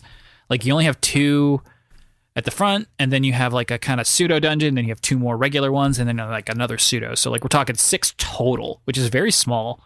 Like Majora's Mask might be the only one that has fewer dungeons than the Wind Waker. But it's still fun. I can't remember why I ever sailed the entire sea. Like I haven't, like the game's been pushing me to each objective so far. It's like, hey, go here, go here, go here. And I'm like, did I just go and sail the ocean and chart out all the islands on my own because I thought it was fun? Because it is fun. But I just can't remember why I did it when I was younger. Or at some point the game like gets a little bit more like vague with its clues. It's like, you're just gonna have to sail around until you find the answer, buddy. And I think that's what intimidated me about the game. And it's not the only reason I didn't finish it, because like I've said a couple times, I got this game right before the Switch came out, and then I ended up trading in my Wii U and all the things for the Switch. So yeah, which I still don't regret. Right. To this day. I know some people are, nostalgic with like, oh, I'm going to keep the box. I'm going to put the console in the box. I'm going to put it in my attic. And then one day, if I ever want to get it out, it'll be there. But that's just not been me. I mean, I do wonder if I'll regret it like in, say, 20 years. Because I do enjoy the fact that my parents still have the 64 and the Super Nintendo. But I just think with the way digital media is, I'll still have access to the games potentially, and so it doesn't really worry me as much that I don't have the hardware. But what? So do you have any other thoughts on Wind Waker? Because I wanted to ask you about your overall impressions of the Wii U itself. Yeah, the only last thought on Wind Waker is just I've also been playing it with my daughter, so I haven't. I do that a lot. I play video games in the house, and she watches me play them.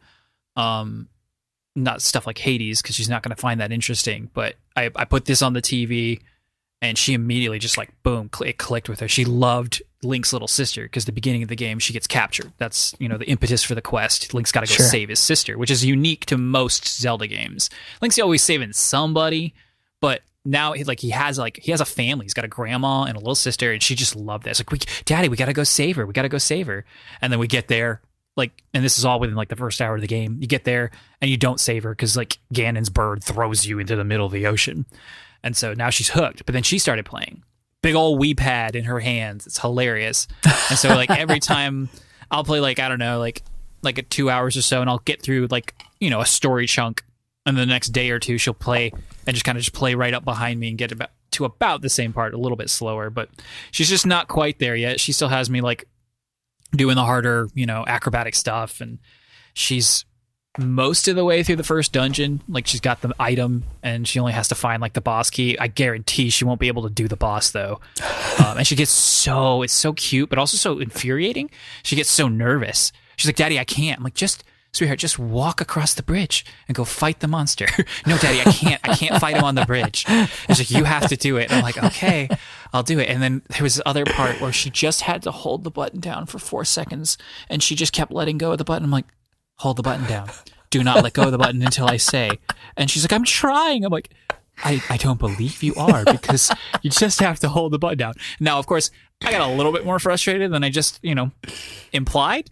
Yeah. I didn't get mad, obviously. And so, but yeah, I'll be beating this game for her for sure if she continues. But she's been really enjoying it, and I love that she's enjoying it. And it's the last month it was Pokemon. She and Rachel were playing Pokemon, and Pokemon's dirt simple from a mechanic standpoint. There's no quick movements. It's a menu game at its core. The walking isn't hard, but having her Z targeting, you got to hold that Z trigger down to target the enemy while you fight them. She doesn't do that because she can't do the 2-button thing at once. It just doesn't work in her head and her hands because they're so tiny, and the Wii pad is a behemoth. Right. So speaking of the Wii pad, what kind of questions did you have for that? Well, I just wanted to know, let's pretend, because I know there was we were poor college kids, right? And, we weren't the richest of folk, right? When this was released, but let's say money were no object. Do you regret skipping this now that you have it in 2020? I always did. I always did regret missing out on the Wii U because I love Nintendo. I always have. I love the Wii. I loved the promise the Wii U was going to be a bit more what I wanted out of the Wii. I thought the tablet thing was weird, but I was certainly not about to write it off out the gate. It was just a controller at the end of the day. I do hate the placement of that stick. I never have to look down at a controller. I have to look down at this one sometimes because I'm like, where's my thumb? Where are the buttons? I can't find them because it's so bizarre to put Remind the sticks. Me, the sticks are in line with each other, right? They're parallel to each other. Yep. The face buttons and the D-pad are parallel to each other, and then the sticks are parallel to each other on each side. So, well, is that not how the PlayStation controller is? It isn't. But they're next to each other, lower beneath. It just works better, I don't know how, but it does. So I don't know. I mean, for me, even as it's funny because I'm a hardcore Nintendo guy. I love Nintendo so much. Always been a Nintendo kid. And then I love Sony first party games. Those really speak to me. I love third person action adventure games, and Sony's just honestly the king of that right now. 3D third person action adventure. And despite that, my favorite controller is the Xbox controller, and I've never owned an Xbox console. I've never owned one, but that controller is just so well designed and honestly ubiquitous. I mean, it's a great controller for sure. And so as far as the console's concerned itself, I see the complaints. I do. Even having had it for just a week. Oh, and by the way, listeners, I have to wait till tomorrow to continue playing it because my dumb little puppy chewed right through the pad charging cord. That's amazing. I was playing, and I didn't even notice it was happening. And I looked up. I'm like, what the? And it's just it all washed over me. Thankfully, it was probably fully charged. So if I wanted to, I could play a few hours. But it'll be here tomorrow. But I was so mad. It ruined my day. Really did. Anyway, I know. Who wants a basset hound? Anybody? $5. No, the cost of the cord, so $9. I will take it. But yeah, so I see the complaints. I see the complaints about the controller, the pad being the controller. I see the complaints about even like the way that you have to split your attention between the two. Like, I hate that the menu for the items is on the pad. It's live. Dude, I love that. No, but in battle, like, you might want to switch something real quick. Guess what? You can't, unless I'm missing something. Maybe you can pause it and still use it. And I was going to say, I think you can pause it and still use it. Well, I'll try that next time. But okay, so that's my only complaint. But like, it is difficult to like, TV's like up and out. It's not just like right above me like a DS, you know, or where my eyes just shift. I have to kind of move my entire like, you know, positioning to like see something. And if anything was too chaotic on either one, or rather going on at both of them, I would hate it. But thankfully, that's not the case for the most part. I like the ability to, you know, touch, drag, and drop in those menu screens. That is fun. I do enjoy that part. And I like the It's map. quicker. I like being able to like look at the map and be like, okay, I am here. Okay, look up at the screen, because I'm so bad at maps. But it really helps me to be able to, like, for instance, rotate myself with the right stick and then see which way my little, you know, pointer is pointing, so that I can tell, okay, no, this is the way I'm supposed to be going, or whatever.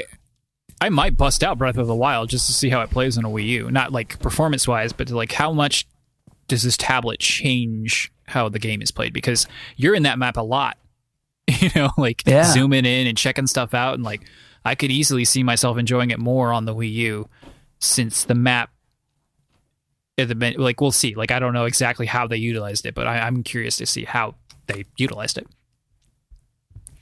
Yeah, I would be interested to know that as well. Like, how tactile is it? Do they let you pinch zoom and drag around the map and whatnot? No, you can't. You can't pinch zoom.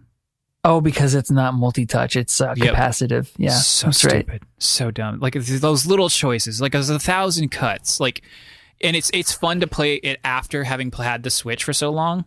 Because, like, I so desperately want to play just on the pad. Like, oh, that's fine. If I have to stay near the TV, and of course the console has to be running, because that's what's actually running the software. But, like, I so desperately just want to play Wind Waker on the pad. Like, and that's what I've been complaining about for, like, 6 months now. I want Wind Waker on my Switch, but I was done waiting, so I got this instead.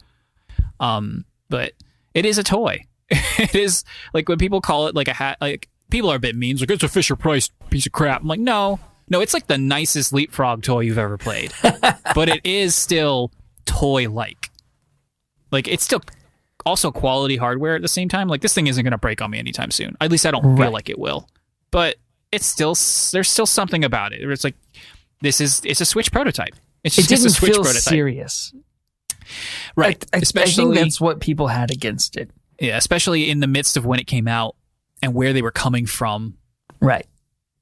So. Like, if you contextualize the Wii U, you understand why it did so poorly. But in retrospect, it's kind of a neat little nugget. It's got, and the virtual console and digital offerings it has, it's going to be one of the best ways for me to play so many games in an official capacity.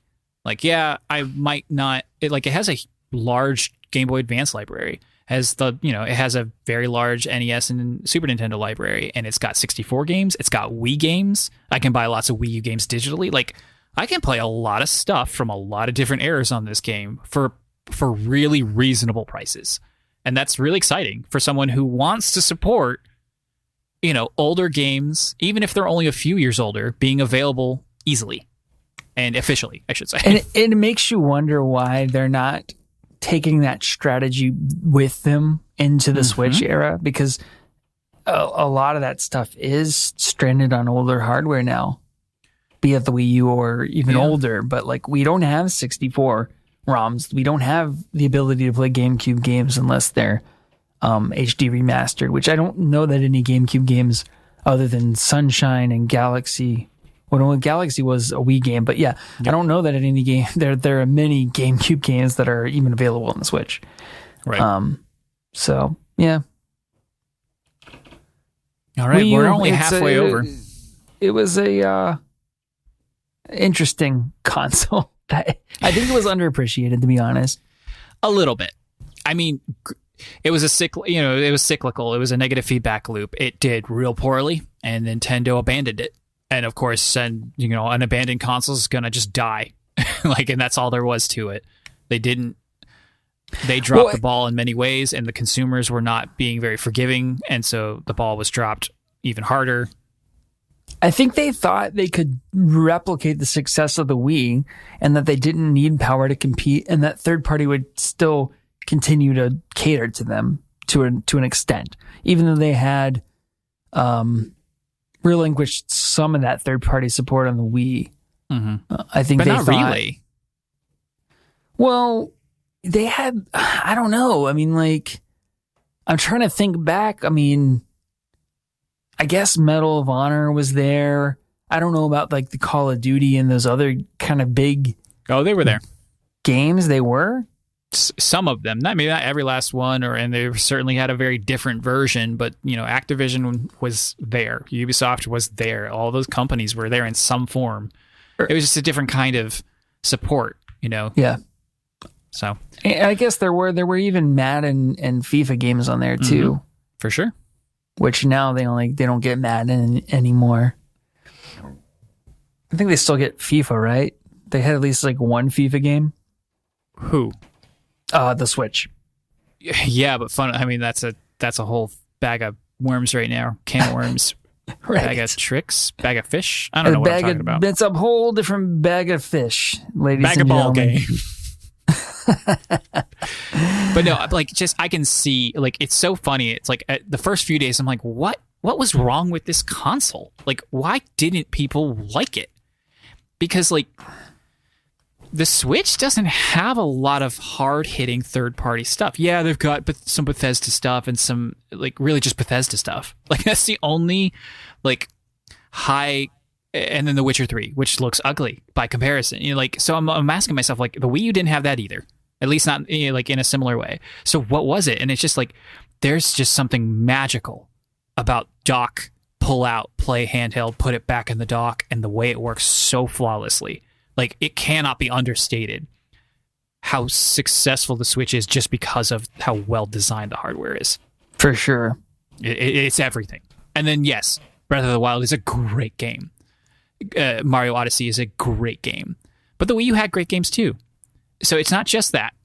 I mean, the Switch game's better, for sure. But they could have been just as good on the Wii U if, more people had showed up. But they didn't. Sure. For a lot of reasons. Yeah. All right. So yeah, we're only halfway through what I played. Oh my God. I definitely did not play, under no circumstances, none whatsoever, at all, am I playing a Pokemon ROM hack on my phone. I'm leaving. I'm taking my headset off. Goodbye, Karch. It was fun doing this podcast with you. I love you, Jason. 35 episodes. Yep, 35. No, okay. Here's the caveat. This is like my phone game. When I'm on the toilet, or I'm on a dog walk, or I'm waiting in line somewhere out and about, in my car picking up food. I'm playing this. Can't on my you just phone. get on Reddit like a normal person? I do that too. But sometimes I'm tired of Reddit. It's especially during election season. I don't want anything to do with it.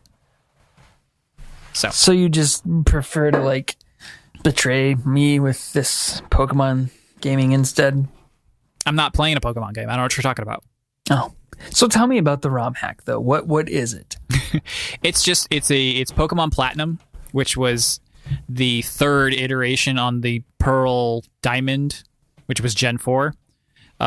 Basically, it just the biggest difference is you can get all the Pokemon without trading, and some of the Pokemon that were a little bit more difficult to obtain or evolve have the methods of their evolution or obtaining modified so that it's easier. But then they up the difficulty on trainers and gym leaders and stuff so that instead of being able to just steamroll everything, because everything's caps out at about level 50, everything caps out at about level 70. So it keeps pace with you a lot better. So it's more rewarding. And then they get rid of things like needing to have those moves you would need strength in those old days to move those rocks. You don't need them. The rocks are gone. Just that's not why you're playing this game. You're playing to catch Pokemon, train Pokemon, fight gym leaders and stuff. So we just took the rocks out so you can go wherever you want. And then other stuff text is too slow, so we speed it up. The battle animations are too slow, so we speed it up just a little bit.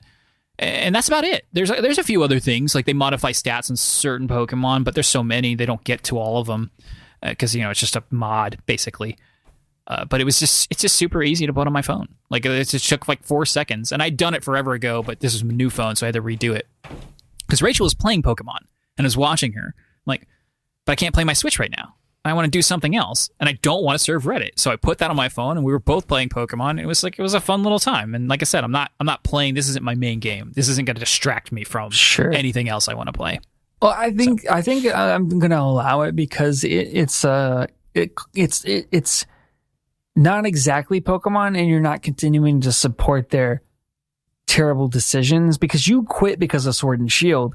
But going back to 4th gen, I think that's okay. Especially the modified version of it. And long held belief of mine that it's my favorite gen. And so this is another way of like, hey, is this as good as I remember? And so far it is. I love it. It's great. Sure. Well, that's awesome. All right. Last game. Hyrule Warriors demo. I played it. Chapter 1. It's only 2 like encounters, 2 levels because there's no exploration. There's no hub world in this game. I think 45 minutes, maybe 60 at the most. So yeah, you can knock this out real quick. They have all these little, there are additional things after that. Like there's like time trial, like mini levels that I haven't played yet. Cause I just like, it's fun enough. I'll get to it when it comes out in 20 days. But I'm excited for it. It plays real well. It's like, it's uncanny. It's almost surreal. Like this is so much like Breath of the Wild, but it's a Warriors game. And so you're just like, what's going on? You can unlock Link, Zelda, and Impa, and they all play super different, and it's so much fun. They all something I didn't know about because I just haven't been following the information. Everybody has the Sheikah Slate. No matter who you're using, they have the Sheikah Slate abilities, but they're all unique. So on top of course, Link has his sword and shield, and all Zelda uses the Sheikah Slate, and Impa has like ninja knives and stuff like that. They all use the Sheikah abilities, like, so you remember, like, Magnesis and the Frozen one and the one that stops people in their place in the bombs, but they all work differently. So it's really clever how, like, they gave everybody this single touchstone, and the general idea is the same. Bombs blow stuff up, but for instance, Link just throws, like, 6 of them. He just chucks them real quick at the enemy, whereas Zelda creates this, like, giant bomb walking drone, and it's like you can control it real quick, and it shoots out smaller bombs, and it just blows. It's so much fun. It's chaos, but it's so much fun, and I can't wait. It's going to be really fun, and it's story heavy.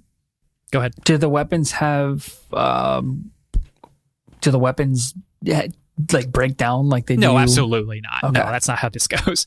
So the way weapons work is, like, Link has his, so far he'll have several more, I'm sure, but so far I got like his basic broadsword.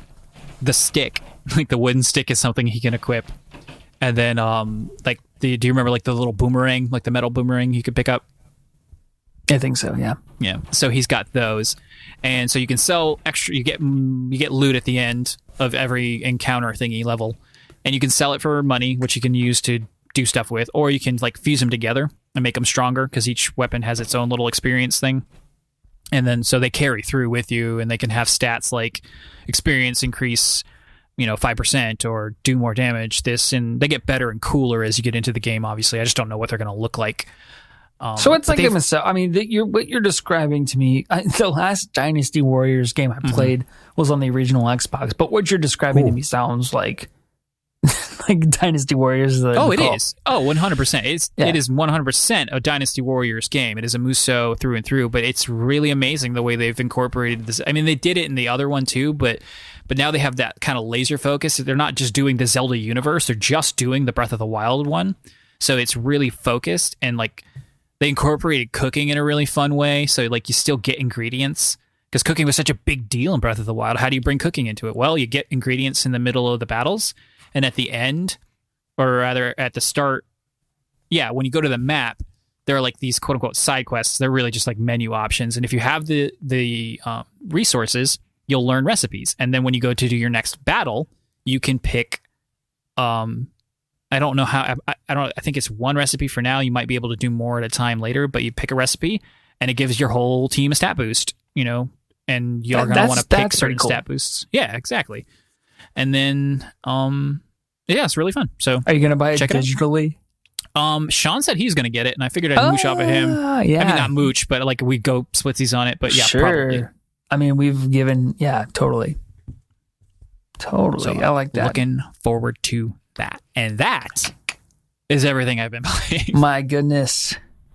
Oh, I had one more question about the Hyrule Warriors, and you might not know this, but like, okay, so in Dynasty Warriors, the way that it worked is you kind of had this overworld map, and then you would like pick which mission you were going to do. So there was really, like you said, no exploration, but is that similar to how this works moving from like battle to battle? Yes. Okay. Yeah. Okay. I mean, it's fine. Fair warning. The story aspect starts off kind of zany. Like already out the gate, time shenanigans. I don't really care about, for this type of game, I don't really care about the story. Maybe that makes me a bad gamer, but if this is a hack and slash. Yeah, but you haven't been watching the trailers. Like they're putting a pretty big emphasis, and like playing through the demo, there were already like 7 different, meaningful is not quite the right word, but like they're putting effort into these cutscenes. Like these are not just throwaway cutscenes. The story looks like it's going to mean something, at the very least as a good prequel story, but maybe could possibly hint to stuff that happens in Breath of the Wild 2. We'll see. But with the time shenanigans, I'm wondering, that might be they're out. Sure. Okay, obviously we're gonna get to the same place, unless they do some weird alternate thing where like they survive. Like, everybody's happily ever after. Except not really, because we saw them die.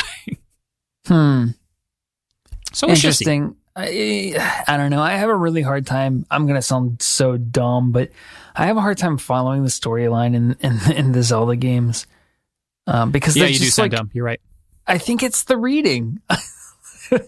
Well, this one's fully voice acted so far. Oh, There's no reading. Well, then maybe except I'll have a better chance of following the story.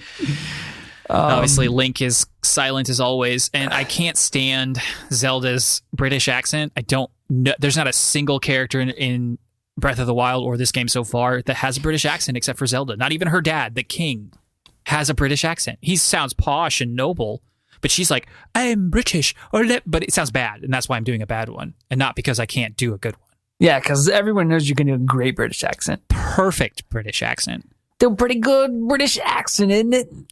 Oh my gosh. Oh, I'm cutting that. I'm cutting that out. No, you're not. No, I'm keeping it. Good. It's too good.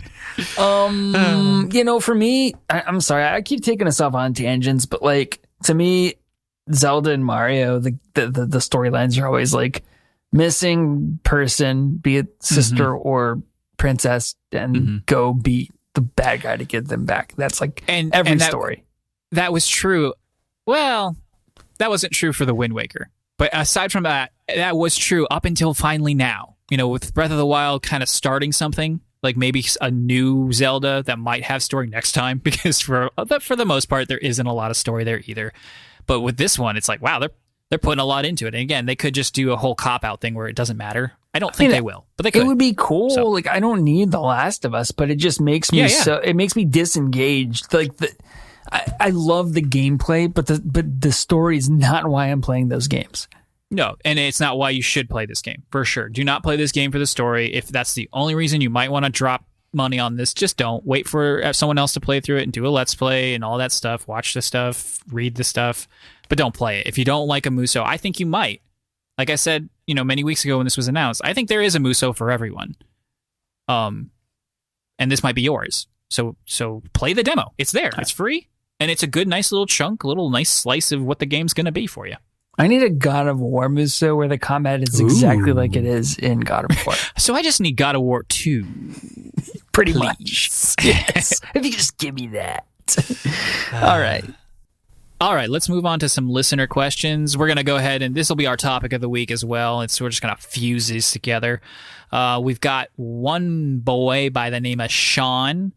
His question is, how do you think we should treat games that become better over time? This is a good question, Sean. I'm thinking games like No Man's Sky, which seems to have become the game it originally promised, but also Fallout 76, which has also seen its reputation improve with updates.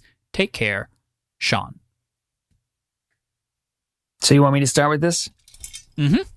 Okay, so for me, it may be a little bit of a nuanced answer, but and maybe it's a little bit of a cop-out, but I think you have to take it case by case. Because you can't just be like, well, we'll treat all games like this the same. Because I think there's a lot of things that come into play here. And I think, we can evaluate some of these examples, and I will, but high level, I need to, for me, consider the narrative of why they were bad in the first place. And was it because the publisher was pushing that developer to get it out? Was it because they thought they could get away with some pretty egregious microtransactions? Like, what was the reason why? Did it have performance issues? Did it have server issues? And then how transparent were they in addressing that problem? And how genuine did their attempt to get it right feel? And then what was the end result? So those are the factors that I consider when I think about this. And, No Man's Sky is a great example where I think the developer may have gotten a little in over their head and they were kind of talking about their vision, and everybody took it to mean that's what it was going to be at launch. And with Sony backing them, everybody thought that's what they were going to get, and they didn't. And I think they did a great job of turning it around and making it right. And Fallout 76, I think it was a little bit different because I think to me, that one feels like, I don't know. I have mixed feelings about it. I think they kind of hoped that the players would take it and make it their own because they didn't have any sort of narrative in there. And they were just like, well, they're not going to be NPCs because our player base is going to be so broad that they're going to be their own NPCs. They're going to create their own, world and do their own things. That just wasn't what happened. But they also didn't give them the tools to do that, which never made sense to me. It's like, how can you be an NPC? You can't set up a shop. That's not how it works. Right. But then you have games like Anthem that had such a tortured development cycle that they may never get that one right. They may never be able to come back from that. And then you have ones that were just like obviously a cash grab, like Star Wars Battlefront 2, that came out where they kind of gimped players who weren't willing to pay from not only doing the story. Well, I can't remember the impact on the story, but I certainly know in the multiplayer, you could basically pay to win. That's a stretch, but yes, there were elements in which real money could result in immediate boosts gameplay-wise. Sure. And then you had like Diablo 3, where I think they missed the mark on what the fan base wanted. They had performance issues with server issues on launch. And then they had this weird thing where they had the public auction house, and I think they took away end-game trading. It just wasn't there available at launch, and the loot system was just not as robust as Diablo 2. And I still as much as everybody loves Diablo 3 now, I can't get over what it was at launch, because I remember going to get it midnight release, paying $60, and this was not in the era of preloading gaming, so I had to come home, install the game, and then I took the next day off of work, and I couldn't play the damn game. And I was so frustrated only to get into it and be underwhelmed because I don't know what I was expecting. This was not a time in my life that I followed gaming as closely as I do now. Mm-hmm. And I just was expecting like the next evolution of Diablo 2, and I don't feel like I got that, and I've never gotten over it.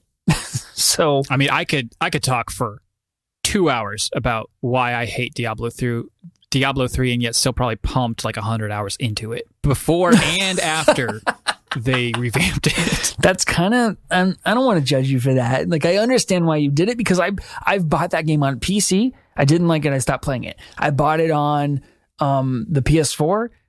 I didn't like it. I stopped playing it. I sold it. I traded it in. Then my dad got a PS4 and Greg got a PS4, and they both had Diablo 3, and they wanted me to buy it, and I bought it again. Oh my gosh. Greg bought it on the Switch. Like, I don't know what my problem is. Yeah, I mean, like, of all the games you listed, like, these are the kinds of... It's hard for me to have a legitimate opinion about these kinds of situations, because I don't play games that typically fall into this trap. I'm never gonna... I did buy No Man's Sky at launch because I kind of bought into the hype, but more so, I knew exactly what I was getting into. And then I got it, and I wasn't like disappointed because I was hoodwinked. I was disappointed because it just turned out it wasn't for me. Like, I thought I would enjoy the slow pace, isolated experience, and I've never gone back to it. I sold it, I traded it in, it's gone, and I'm just not going to return to it. But for the most part, these are usually multiplayer games or have a heavy multiplayer component, and you're never going to find me playing multiplayer games ever. And so I'm not going to have more my wheelhouse. I mean, yes and no. This is a cyclical story with WoW, with World of Warcraft. I've been through the ringer on this. Now, World of Warcraft was never as bad as some of these games are. Like, it was never been unplayable, at least in my opinion. Other people would disagree, but when I say unplayable, I mean Fallout 76 and Anthem levels of bad, where people are either just leaving in droves, or it's a buggy, barren mess, that should have never made it to production, and then somehow is getting marked down, 30, 40, 50, 60% months after being released. That's as far as Fallout 76 is concerned. Right. So on one end, I have the No Man's Sky experience. On the other end, I have the Diablo 3 experience. Again, I knew what I was getting into. I was following it. Again, I could talk forever, but my two biggest things were the story was garbage. I just didn't recognize it as a game that I grew up loving. I was like, this isn't Diablo 3. This isn't the universe that made this series so popular. Why would you change everything about it? Doesn't make any sense. And then finally, then on the other side, the loot system was terrible. And it took this very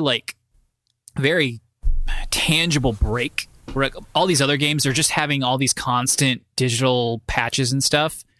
Whereas Diablo 3, all these big changes that you were talking about a moment ago, some of them came before, but most of them, if not all of them, came with the actual expansion. So there was basically another purchase to be made in Reaper of Souls, where they added new story content, and that's where the revamp came from. The patch leading up to that had the loot overhaul and just so many other things.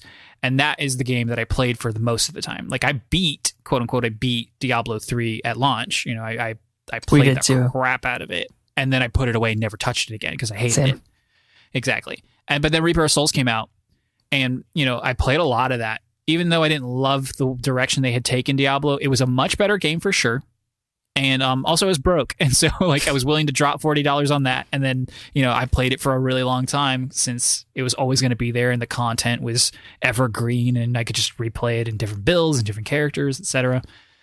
Oh, that was another thing that I hated. I don't want to, again, here's another tangent that isn't addressing the question, but the way the skill trees work in Diablo 3, so weak, dude. So weak.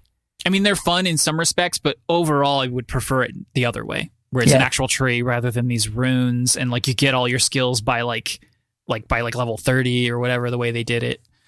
And then the ability to turn them on and turn them off, whenever you want. You can essentially restat whenever you want, instead of building towards something. You can just, I don't know. I just didn't like that. Yeah, but so as I already said, my opinion's not as legitimate because I just don't really involve myself in these kinds of games, but I do take a hard line against it. Screw you. Screw your game, especially you, Todd Howard and Bethesda, friend of the show. I can't stand the idea of Fallout 76. I've never played Fallout games. I was never gonna play Fallout 76, but I look at that mess and how many, that you thought you could pull one over on people and you did, and it's just get out of here. I hope your game fails. That's how I feel about these situations a lot of the time. All of them, though? That's why I said you have to look at the narrative. I said all of them, though, because you have to look at the narrative lead up, in my opinion. Do you feel that same way? No, not all of them. You're being level-headed about it, and you're right. But a lot of your examples, except for No Man's Sky, they're all big AAA publishers who knew better, and they should have known. And I guess that's the caveat for me. But with Diablo 3, I don't necessarily think that's the case. I don't think that was what's the word? Intentionally trying to be deceptive about. I think they just took it in a direction that the most of the fan base didn't like. No, that game went through development hell, man, and it got run through the ringer on the executive side. I can't bring anything to mind, and it's not as bad as some other games have had this happen to them, but I've seen the behind the scenes stuff. I was there the whole time. I watched this game when it was first announced, and how different it was when it finally came to be, and then even more so again once they revamped it for the expansion.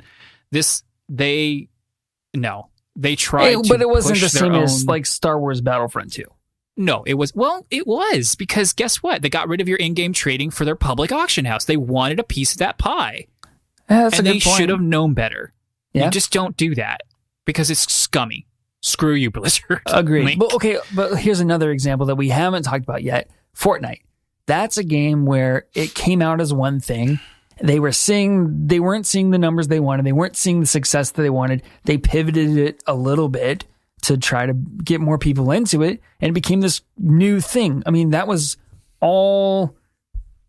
That's different though, because and maybe we're reading Sean's question wrong because the two examples he gave kind of put this in our head, but No Man's Sky, Fallout 76 were in his examples in the question. Both of those games suffered from massive PR problems and overpromising, and then you got a pile of garbage. Whereas Fortnite saved the world, which is what you're referring to specifically. Yeah, there wasn't some huge hoopla. It wasn't some giant thing. People weren't sold a bill of goods, like it was just underwhelming. And then they saw another opportunity and moved into it and then just took off in that direction. It's not the same situation, at least in my mind, the way that I'm interpreting this question. Well, the way that I'm interpreting it is how should we treat games that become better over time? And that's, to me, one, like any change that you make to improve the game and then put it into a position to be more successful. Specifically, I guess, games that didn't do well, though, because all games get better over time, because that's the age we live in now. There's no game that gets worse over time. Well, sort of. It's still possible. I was going to say, like, Anthem, I don't know that it's gotten any better. I think it's gotten worse because there's no player base, but... Yeah, Red Dead 2, the online, somehow they've, like sabotaging that. I don't know how they're doing it, but they're doing it. Yeah. That's another good point. Like Grand Theft Auto 5 basically became Grand Theft Auto Online, and it was already good to begin with, and then it is like this insane. But the online wasn't. It took forever to get out. People didn't love it at first, and they just kept going forward with it. People also ask, kind of like GTA Online, people thrust this on themselves by pre-ordering and getting their entire identities and taking time off of work, not just a day, but like literally weeks. You got people, Cyberpunk already. It's already happening again. People with Cyberpunk are like, I took the week off. What are you going to do? I'm like, stop it. Stop doing that. Like, I don't know. I just can't. Like, they ask for it. They're asking for it. Yeah, that's a good point. Blame the victim. I'm blaming the victim. Yeah, blame the victim and you should. Because who's sticking around? Yeah, just like wait a week. Wait a week before, for the day one patch, and then there's going to be subsequent patches.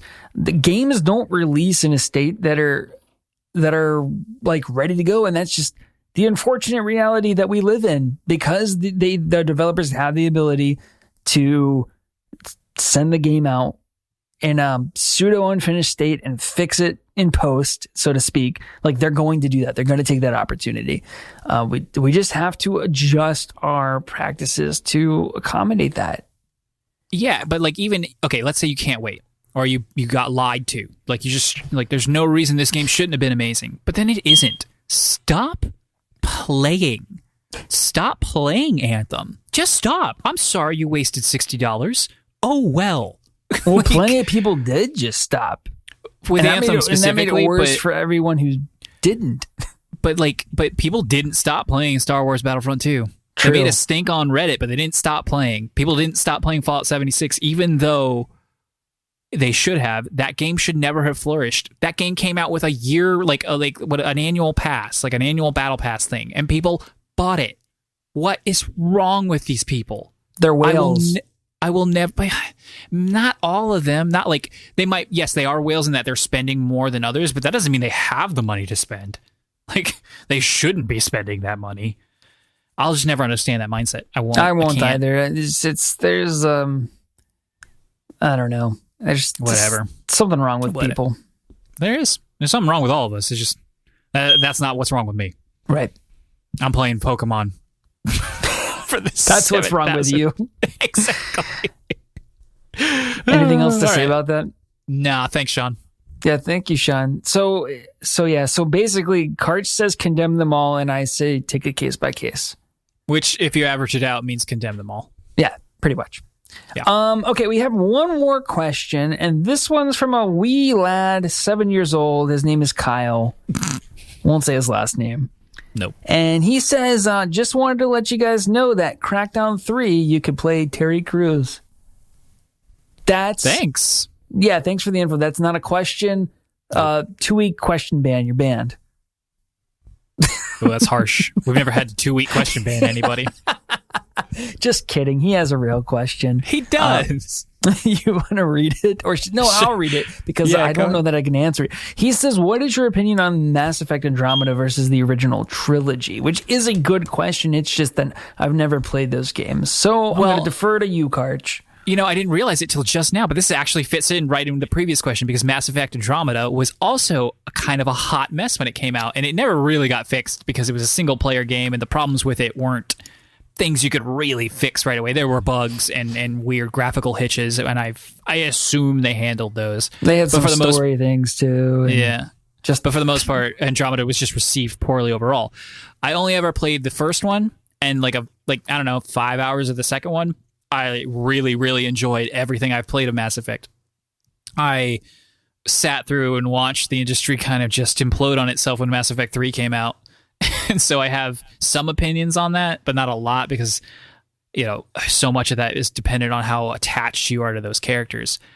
So I will just say, obviously the trilogy's better. The first Mass Effect game is better than Andromeda, even with all the age gap, because the first one is old and it plays old, and it was before they really knew what they wanted to do with the Mass Effect series. But I can just tell, looking at people's reception and the way that Andromeda is, and the basis for the story, none of it makes sense. It looks dumb. It looks too action-packed. It completely removes any semblance of the RPG that used to be there from the original, which I did enjoy. Was it a little cumbersome? Yes. Was there too much inventory? Yes. Were menus cumbersome? Yes. It was still fun, though. It reminded me of KOTOR, which is what this game was inspired by. Speaking of KOTOR, better than Mass Effect. Even all these years later. 1 and 2, better than Mass Effect. I said it. Wait, better than Mass Effect 1? Wow. Oh, yeah, absolutely. That's just KOTOR your Star Wars blinders, dude. Not my Star Wars blinders. It's a great game. It's a great game. One of the best Star Wars games ever. One of the best Star Wars stories ever. Sure. I don't know because I've never played it. Should I put that? Should I play that? Should that be my RPG you that I play? It's only $10. You could totally play it on your Surface. I was going to say, I bet I could. You could, yeah. I could even play on my phone if I wanted to. I guarantee. Try to find anybody playing it for if you can, find an hour of it so you can get in, because there's a lot of story tutorial nonsense in the beginning, but and even then, anyway, you'll hate it. It's D&D based, and you'll hate it. Great, but it's so good. Thanks for Well, the funny thing about that game is Greg and I got it, and then I went to my dad's for a couple weeks in the summer, and then Greg had beaten it without me. So I never played it. Specifically, you'll hate the combat. You'll like everything else. It's got that classic BioWare, the kind of Western RPG things that you love, with it's talking to people and quests and dialogue trees and stuff like that. You get to make your character from scratch. You get to pick all their stuff as you're leveling up. You'll like those parts. The combat, though, is turn-based. Sometimes it pretends like it's not, but it is just turn-based combat. Yeah, I mean, what I recall of the combat, it's kind of reminded me a little bit of the Dragon Age Origins, where you can kind of pause the real time and tell your characters what to do, and then play and see what happens. Yep. Yeah, I don't know. I could maybe get into that, but I recommend it. I do. Even though I think you won't play much on 2 or 3 hours, I still recommend it because it's so cheap. I feel like Mass Effect is more up my alley though, but I don't can't play know it. Why. How are you going to play it? I could buy it on Steam. It's probably not that expensive. Oh, I have it on Steam. Oh, well, there you just go. Play on my library. Yeah. There you go. Boom. Thanks, problem Kyle. solved. Thanks, Kyle. Kyle figured it out. Great first question, Kyle. Keep them coming, though. And maybe ask us about a game we have played. And don't shame us. Stop shaming. Come Sean on. doesn't shame. Yeah, he respects, and he understands our flaws, and he accepts them. Mm-hmm. I feel judged, really judged. Beep. It's time to wrap up, beep. Yeah, totally. Okay, well, cool. Well, that's really all we have for this week. If you made it this far, welcome, you lovely NFer. We just got another fan you should sub. but I doubt anybody has gotten this far who isn't already subbed. So That's right. there you go. You all have a fantastic week. We will try, but we are never free to play.